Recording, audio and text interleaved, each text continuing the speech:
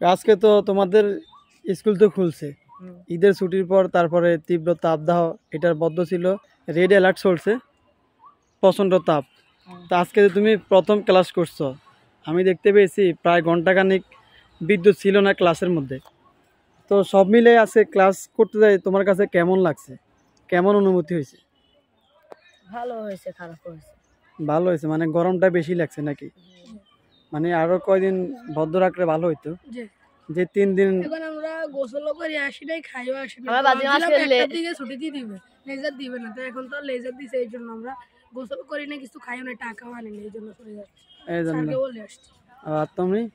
আমি আমি স্যারকে মর্জিন স্যারকে বলে আসছি। ও আচ্ছা, মর্জিন স্যারকে বলছি আমি। তার মানে কথা হচ্ছে এখন মানে প্রচন্ড গরম।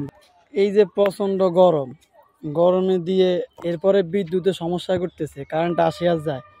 তোমরা ক্লাস করতে তোমাদের কাছে কেমন লাগে? অনেক খারাপ, অনেক খারাপ লাগে। কেমন লাগে? খারাপ লাগে, অনেক খারাপ লাগে, একটু জোরে বলো।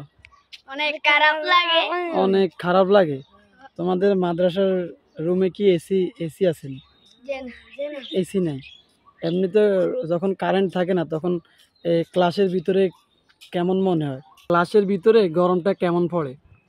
বেশি, অনেক বেশি।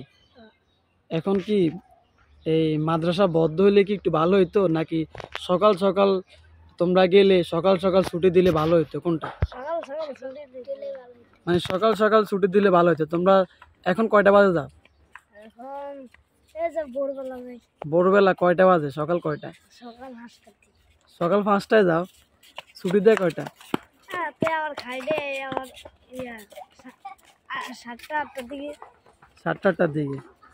আচ্ছা, তাহলে এই গরমে দিয়ে মাদ্রাসা বন্ধ থাকলে ভালো হইতো। হ্যাঁ, আচ্ছা যাও।